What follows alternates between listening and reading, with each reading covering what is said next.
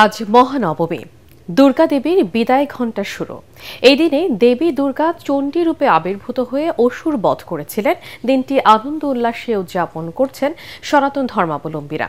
সন্ধ্যায় আরতির মাধ্যমে শুরু হবে বিজয়া দশমীর তিথি। দুর্গতি নাশিনী দেবী দুর্গা ফিরবেন কৈলাসে, ফলে বিষাদের সুরও বাজছে ভক্তের মনে। রাজধানীর বিভিন্ন মণ্ডপ ঘুরে আরও জানাচ্ছেন মুশফিকুর রহমান।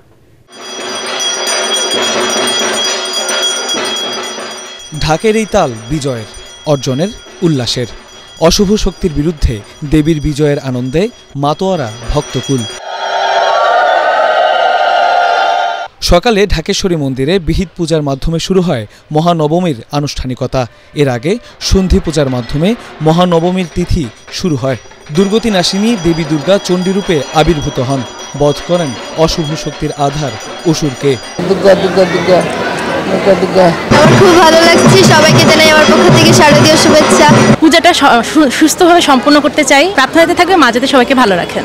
সকল অপশক্তির বিনাশ ঘটুক এই মহানবমীতে।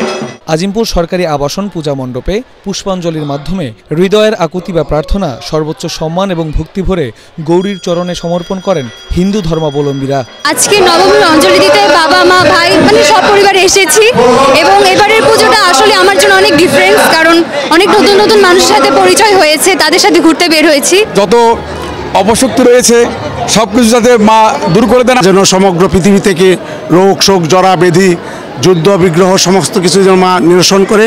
আমাদের মধ্যে মনুষ্যত্ব মানবতা জেগে উঠবে এবং ধর্ম বর্ণ নির্বিশেষে সকল নিপীড়িত জাতি এই মায়ের আগমনের মাধ্যমে মুক্তি পাবে। নিজেকে পরিশুদ্ধ করব, সমস্ত বিশ্বকে ভ্রাতৃত্বের বন্ধনে আবদ্ধ করবে।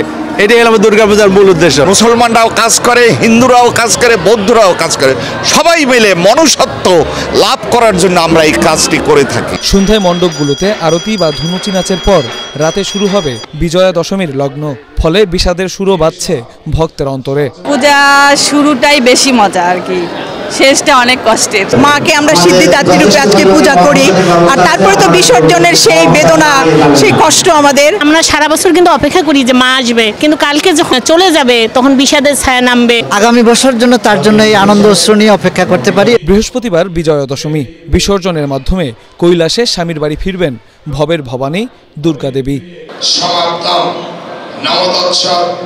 মুশফিকুর রহমান, এটিএন বাংলা, ঢাকা।